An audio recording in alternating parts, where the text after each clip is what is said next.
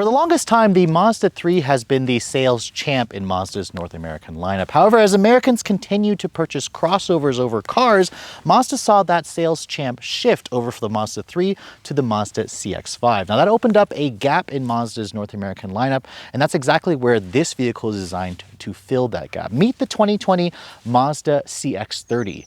A confusing name indeed, but this is a new crossover that is based off of the current Mazda 3 platform. It has the same powertrain, it has slightly more ground clearance, and of course the availability of all-wheel drive. So it competes head-on with vehicles like the Honda HR-V and the Subaru Crosstrek. And the big question I want answered, is this all-new 2020 Mazda CX-30 more than just a Mazda 3 hatchback with more ground clearance and cladding? That's what we're here to find out.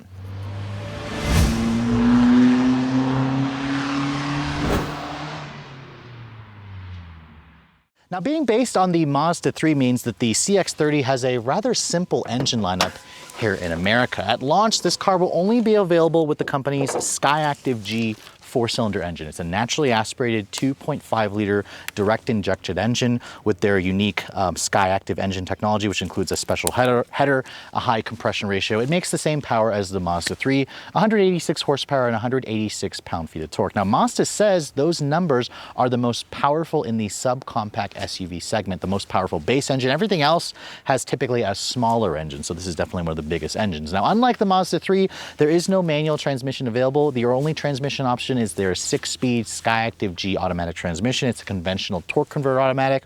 It's great because Mazda has put a stepped automatic in this thing, but you should know that it is down 2 to 4 gears compared to most of the modern transmissions in today's automotive world. Now, this car is available with either front-wheel drive, or you can pay $1,400 extra for their skyactiv all-wheel drive system, which has a predictive ability to send power up to 50% of the power to the rear wheels before slippage is actually detected. And fuel economy is actually very similar to the Mazda 3 as well.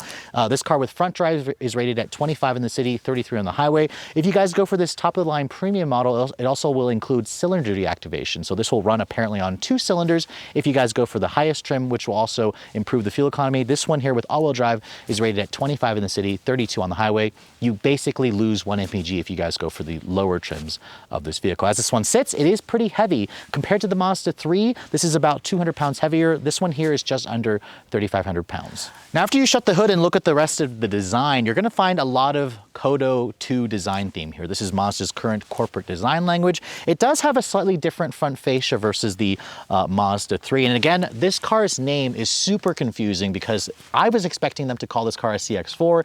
Obviously, it's called the CX-30 here because the Chinese market has a CX-4. Now, looking at the front fascia here, you can see the signature grille here is front and center. It's their 5-point grille with the chrome eyebrow that goes underneath the full LED headlights. Those full LED headlights that you see are standard equipment on this car, on even the base trim. This premium model has adaptive LED headlights, which are definitely nice. You'll have an LED low and high beam, and you have LED turn signals down here. Unlike the Mazda 3, you don't actually have fog lights on the CX-30. And then, of course, like every other vehicle in this segment, you've got the cladding here at the lower front fascia to give this thing a slightly more rugged look to it. Let me know what you think in the comments below of the design. I think it definitely is a confusing looking car. I think people are going to confuse it between the CX-3 and the CX-5 and forget that this is again based off of a Mazda 3 hatchback. Now, being based off of that exact car, this has very nice proportions to it in terms of the overall length. Now, at 104.7 inches long in the wheelbase, this is about the same wheelbase length as a Subaru Crosstrek. Surprisingly, it's about 3 inches shorter than the Mazda 3 hatchback, and its overall length at 173 inches long makes it about 2.5 inches shorter than the Mazda 3 hatchback, also about 2 inches shorter than a Crosstrek, but it is longer versus the Honda HR-V and about 5 inches longer than the Mazda CX-3. Now, in terms of the height, Mazda has again increased the height of this vehicle. It's about 5.5 inches taller than a Mazda 3 hatchback, and Mazda says you get around 7 inches of ground clearance, so that's about 1.5 inches more than what you get in the Mazda 3. This particular one here has 18-inch wheels. They are included when you guys go for at least the select trim. On this premium version, they're a slightly darker color to it. They're wrapped in 2 15-wide tires, which are a little bit narrow for my taste. You'll have all disc brakes at all 4 corners, but just like the Mazda 3, the suspension is not fully independent. You have an independent front suspension, but it's a torsion beam, not semi-independent at the rear. So a little bit cost-cutting there, but again, Mazda claims their twist beam rear suspension doesn't actually affect handling or the ride quality. Now again, coming over here to the rear design, it has a slightly unique look to it, but again, I see some resemblance here to an Infiniti product. These taillights are a full LED design, just like the front, which is definitely a nice addition. You'll have a very confusing CX-30 badge over there. And then of course you have an all-wheel drive badge with their skyactiv-x badge. There's more of that cladding down here, which I'm not a fan of this cladding. I think Mazda has overdone it here with the cladding. You can get, again, competitors like the Crosstrek, which have cladding on it, but I think it just doesn't really look well with the beautiful and sleeker lines of the CX-30. Now this car does have significantly more cargo space than a Mazda CX-3. And unlike most of the competitors, they do offer a power liftgate. Typically in this segment, you can't get a power liftgate, but as you can see here, with most of my stuff and my camera guy's stuff in here, this gigantic 27-inch roller bag barely fits in here, and it basically takes up half the space. With these seats up, you get around 20.8 cubic feet of space. That is about 5 more cubic feet than the CX-3, about the same as the Mazda 3. If you fold down everything, you get around 45 cubic feet of space. Now again, that is pretty good, much better than the CX-3, but you should know that the Crosstrek and the HR-V offers roughly 10 more cubic feet of space. So one thing they did improve over the old CX-3 is the opening here is much larger. It's not also quite as high, it's a little bit lower. So this does make it slightly more practical, but just also remember the CX-3 is not getting replaced. This is an addition to the lineup. It's not an all new model that will replace that model. Now, of course, being based off of the current Mazda 3, the CX-30 has one of the nicest cabins in the segment. This, again, will blend or blur the line between a mainstream car and a premium car, which at a first glance, I really like the interior of this vehicle. Now, first thing I want to do, I want to shut the door.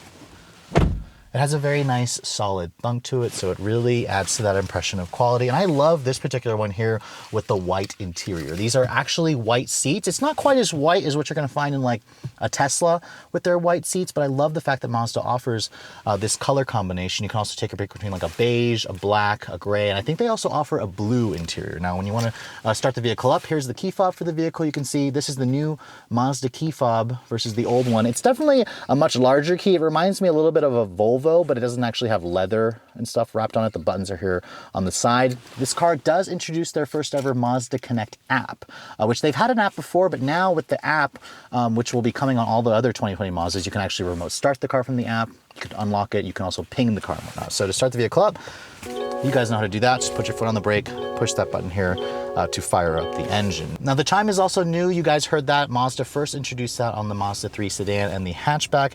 And to be honest, this interior is exactly the same as what I've seen on the Mazda 3. This is definitely the same kind of interior. There's a lady coming over here, walking over here, a park ranger leading. She's probably going to yell at us for being parked out here.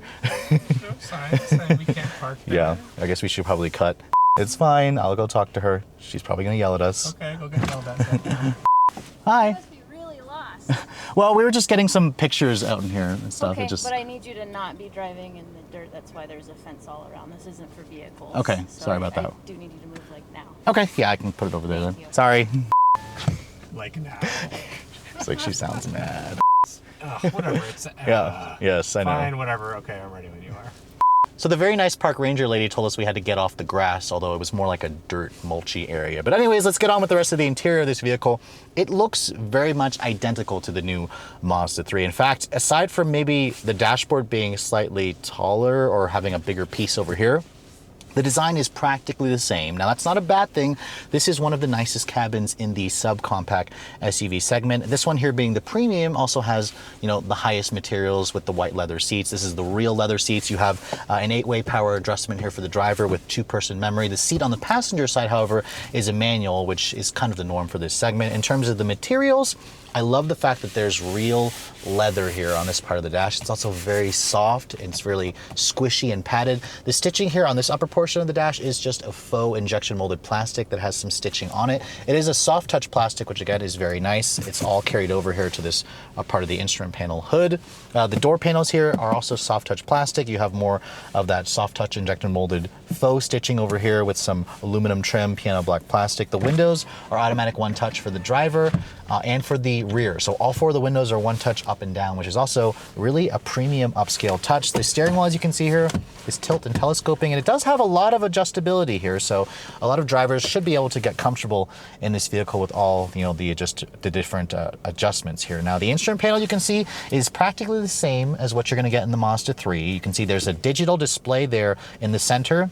when you look left and right, it's actually a traditional analog display. So I like how Mazda is kind of including different, a different look there. When you push the info button here, you can kind of customize what that looks like. There's your driver information screen. You can actually put a traditional speedometer there as well, and then you can put your trip information. So obviously this doesn't have the kind of adjustability or customization as some of the luxury brands, but it's nice to see Mazda, giving us some new features in here, some new technology they're typically behind in that segment. The steering wheel here is nice and leather wrapped. There's the traditional buttons over here, paddles on the wheel. It's not a heated steering wheel, and I only have 3-level heated seats in this vehicle. If you're looking for cooled seats, Mazda does not offer it on this car, just like they don't offer it on the 3. So I imagine they're going to make that update eventually and add those features. There's actually a blank button here where you could have cooled seats, and there's also some blank buttons here where you could have a heated steering wheel. So come on, Mazda, just give us those features, especially on a premium car like this. Now, looking at the infotainment system, this is the same 8.8-inch Mazda Connect head unit here.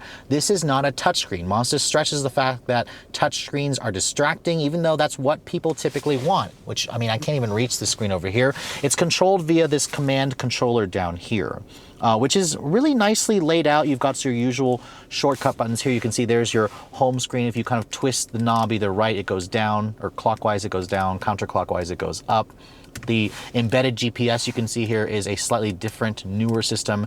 It's basically what you're going to find in like a Garmin or maybe a TomTom base. Mazda has definitely made some improvements here. I just don't like all the black real estate here, the unused space. I think they could have made this like a 10.25-inch screen if it just used all the available space. Going back to the home screen here, you can see Apple CarPlay and Android Auto is included if you guys go for the Select trim and up. My Tester being the premium includes that, as you can see. I do like how the CarPlay takes up the whole screen here. If you want to pull up Waze, for example, it takes up the whole screen. But again, a lot of black plastic area, which they could have utilized. I don't know why they don't utilize that. If you want to go back to the Mazda head unit here, you can again just go back over there, or you can also push and hold the command controller, which allows you to kind of cycle back between the two ports, which is nice. You have a volume knob over here where you can also skip your track by just kind of clicking over to the left and the right. So they have thought this through because they want you to keep your eyes on the road. They've mounted this high up here so your eyes kind of can just go back and forth between this and the road easily, and then you can kind of just use feel here to operate the wheel. So let me know in the comments below if you guys prefer a touchscreen or if you're okay with this rotary knob. I do think that with CarPlay or Android Auto, it makes it a little bit clumsier to use versus the system, or versus a touchscreen system, which has been designed to be used with CarPlay. Now, when you put the vehicle into reverse, you can see there is a backup camera here, but I don't know why it doesn't take up the entire screen.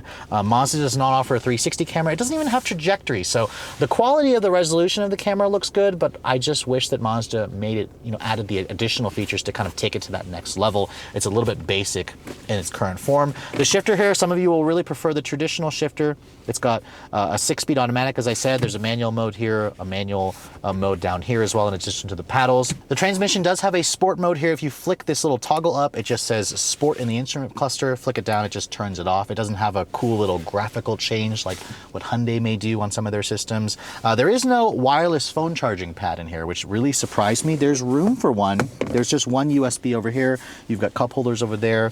The center console lid here is nice and padded. And if you also notice, if you open this lid, when you first pull this little clip here, the lid has to slide back first. Now, Mazda said they did that for a reason, because it basically makes it less awkward when you're trying to open up the center console. You can see there are some M&Ms in here, peanut and candy, or peanut and milk chocolate ones. And then there's another power outlet over there, and a good amount of space. Not quite the biggest in the segment, but overall, I like how soft and squishy this is. The glove compartment, as you can see, is practically the same as the Mazda 3. It's damped, but it's not lined with felt. It actually has 2 tiers of storage. And then above me on this particular one here, there's just a standard sunroof. If you guys are looking for a sunroof, you have to go for the premium grade. Mazda doesn't even offer it as an option on the lower grades of this vehicle. So overall, the cabin definitely nicest in terms of the material, like the new tech in it, although I kind of wish it was a touchscreen instead of this command wheel.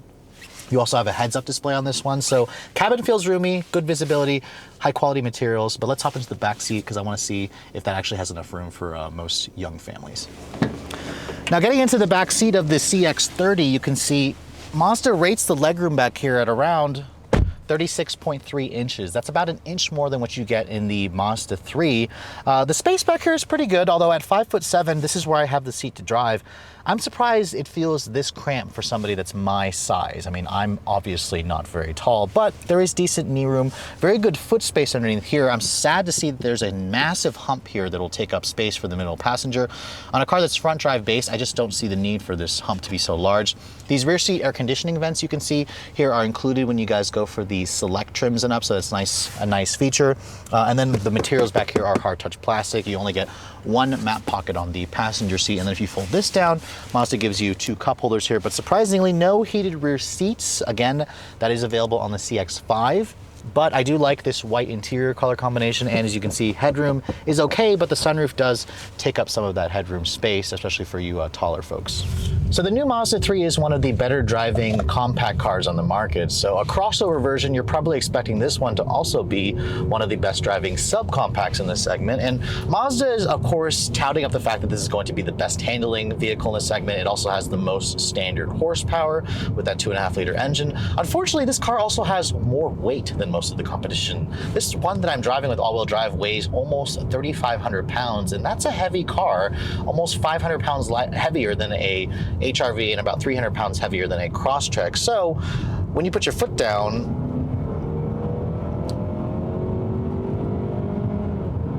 it's not going to blow your mind away with power. I mean, 186 horsepower is great and all. However, you can feel this car's weight. The engine is very smooth though, which unlike the motor that you find in the HRV, which just sounds like trash when you're really putting your foot down, or in the Crosstrek, which also has a CVT, but in the Crosstrek, the engine is a little bit smoother. This is a nice refined car. Remember, Mazda Premium, they always like to tout up the fact that their cars occupy kind of like a white space between a mainstream brand and a luxury brand, because during the presentation today, they were saying how this car, competes obviously with Crosstrek and HRV, which are the top sellers, and they also were comparing it to Lexus UX, which honestly isn't that great of a car, and BMW X1, which is, and of course the new Audi Q3. Now, the handling of the CX-30 is another area where Mazda did a good job. The steering is fantastic. It's electric power steering. It translates a lot of feedback to the wheel. The car itself doesn't feel all that high. I mean, I mentioned earlier in the video that this thing is 5.5 inches taller in overall height than a Mazda 3 hatchback, but I don't really feel like I'm sitting in an SUV with this thing. It just feels like I'm sitting in a hatchback that maybe is slightly higher. I mean, with only 7 inches of ground clearance, this is not gonna be a car that you're gonna be taking off-roading, obviously. I mean, Mazda says they've given us an all-wheel drive system that can handle that kind of stuff, or at least the light stuff. But people who buy this car, they're not going to be taking this car off-road. The visibility is also pretty good in the CX-30. You have these big side mirrors. The A-pillar here is a little bit large. The view out of the back is decent. And you have the Mazda Safeties Tech, which is standard. The blind spot is included when you guys go for at least the select trim. So there's a lot of good safety tech in here. It's a really refined car to drive. I just wish that Mazda had come up with a new powertrain. This 2.5-liter and 6-speed automatic combination was a very good powertrain probably 5 years ago. It's still a good powertrain today, but with everybody moving toward turbochargers, electrification, the 6-speed also is down 2 gears compared to where it should be in today's market. Mazda, of course, likes to say that 6 speeds is enough gears, and again, it used to be enough gears, but there are times where I put my foot down and the transmission, I could tell it needs another couple gears to help this motor stay in the meat of its power band. So Mazda, come on, add another 2 more gears to this transmission, and it would make it much better. I mean, and thankfully they're not going the CVT route, which they like to remind us finicky journalists that they aren't going the CVT route. But there's just a certain level of feel that I have with this car that I think that they just didn't do enough to make this thing feel newer or even more special than it could feel. Now, in terms of the road noise, I am noticing that on this crappier road, there is a fair amount of road noise. Mazda said that this car is one of the quietest in the segment, and on this smoother pavement, I am noticing it's pretty quiet in here. The suspension is the same suspension that's in the Mazda 3, but tweaked, of course. This has a torsion beam rear suspension. The torsion beam rear suspension is a topic of controversy because a lot of people say that Mazda cheaped out with the 3, and of course it carries over to this vehicle. Mazda will tell you you won't notice the torsion beam rear. I'm not sure if I notice it. I am noticing this car rides okay for most roads except for the crappiest pavements. It handles well. So I imagine most drivers are not going to notice the torsion beam rear. You're probably not going to notice it until you start pushing this thing hard on track, which, let's be honest, nobody's going to be doing that in their CX-30. CX-30 crossover. The 6-speed automatic right now, I have it in sport mode. It's holding the gears nicely, which is what I'd like.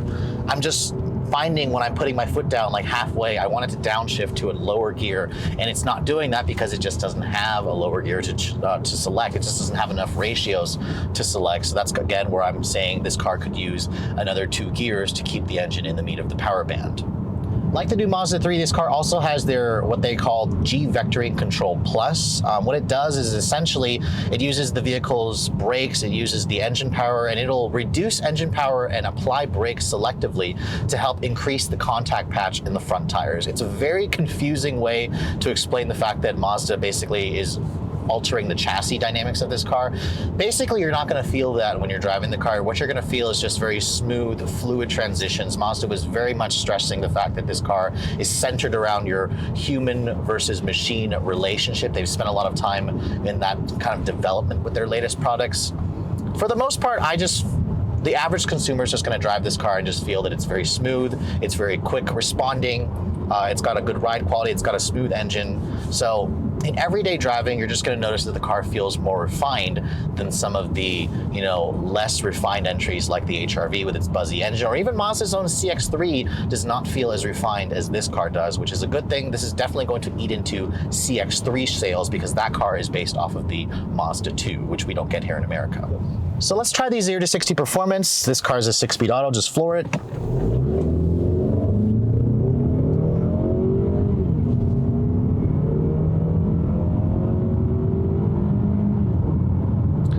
Again, it's not very fast, but I would say this feels like a 0 to 60 time of around 8.5 seconds, which is a lot better than the Crosstrek or HR-V, which is over 10 seconds on the HR-V, around 10 seconds on the Crosstrek. So most power in the segment. Great job on Mazda's part there, but I feel like they could have done more. Like, why couldn't they stick like a turbo in this thing, like the 2.5 turbo, make this thing actually a little bit more, or make the acceleration match the handling of this car? That's really what I would like to see Mazda do. They've just been really lacking in the engine upgrade technology. Even the skyactiv-x engine, that compression ignition engine, it's not available here in the States, and Mazda won't tell us when that engine is coming. You can buy it in Europe currently, and I believe in Japan, but I just want more options. The 2.5 is a great base engine to start, but they're kind of going to be losing the enthusiast market if they don't offer something that has more oomph. Turbo engines really is where I think Mazda should have gone, and then add another extra gears. But as an everyday commuter car, this is very comfortable. I think the seats are very soft and supple. I think it's easy to drive. The visibility is good. It's quiet in here. So in terms of being a Mazda 3 crossover, this very much feels like the crossover of Mazda 3s, and it's going to really eat into a lot of CX-3 sales until Mazda decides to make an update to that vehicle, make it a little bit more refined, add a little bit more power. But overall, the CX-30 is definitely a nice driving crossover, and it's going to be a nice addition to this segment, which continues to grow every year. So the CX-30 definitely has a very confusing name, and I suspect a lot of people when they go into Mazda showrooms will probably be confused on where this actually fits, because what the CX-30 actually is essentially a Mazda 3 hatchback with more ground clearance and some cladding tacked onto it to make it look like a crossover. This is very similar to the philosophy that Subaru did with the Impreza and the Crosstrek, which really worked for them because the Crosstrek is one of the best-selling vehicles in the segment, and I suspect when the new CX-30 goes on sale, which you can buy at your local Mazda dealership now, will become one of their company's top sellers, because what it does is essentially makes the CX-3 a little bit irrelevant. The CX-3, as you guys know, is based off the Mazda 2 hatchback, which isn't available here in the States. And this car being based off of the Mazda 3 gives it a much more premium ambiance. As you guys saw, the interior is definitely best in class. It's got the new infotainment system. It's got great tech features. It's got a 2.5 liter engine, which has a lot of horsepower on paper. However, with the additional weight, it doesn't really translate into the quickest accelerating times in the segment. You're really going to find more power with the Hyundai Kona, of course, with its turbocharged engine. But I do really like the looks of this car, especially in this polymetal gray exterior color. But really, it comes down to the fact that I'm confused with the name of the vehicle. I think the CX-4 name would have probably worked better. But remember, that car is available in China as a completely different car, and they do make the CX-30 in other names. So really, once you kind of get past the name, I think this will actually be a better car to drive and purchase versus a Mazda 3 hatchback. Now, speaking of which, the price of this vehicle, I've compared this car to the Mazda 3 hatchback continuously. And this car car starts at $21,900 for the base CX-30. Surprisingly, that makes this car about $1,700 less expensive than a Mazda 3 hatchback, which doesn't make any sense. Now add $1,400 if you guys want all-wheel drive. Now, the asterisk there is the fact that the Mazda 3 hatch does not offer a base version, because the base version of this car does not have Android Auto and Apple CarPlay and their intelligent smart access key.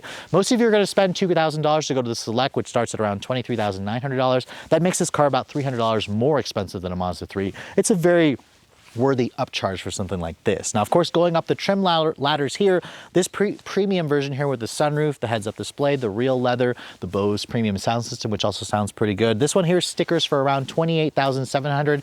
Add again $1,400 for all-wheel drive. All in with destination charges, this one here is just under $30,000, which again, it's considerably more money than the base version here, but consider the fact that fully loaded versions of the Crosstrek are also over $30,000, and that's really the biggest competition here with this new CX-30. Even though it doesn't quite have the ground clearance or the off-road capability, it obviously has a smoother engine to it. It's a little bit quicker 0 to 60. It's a little bit sleeker looking, and the interior is far nicer. So I think when people start looking at this car at your local Mazda dealership, they'll find plenty to like with this CX-30. You just have to kind of look past the silly name. But with all that said, I hope you guys have enjoyed my full overview on this 2020 Mazda CX-30. If you're also looking to see the latest cars I'm testing, be sure to follow me on Instagram at redline_reviews. Like us on Facebook. And as always, guys, please keep subscribing to the Redline Reviews YouTube channel for all the latest reviews. Thank you so much for watching. I'll catch you all in the next video.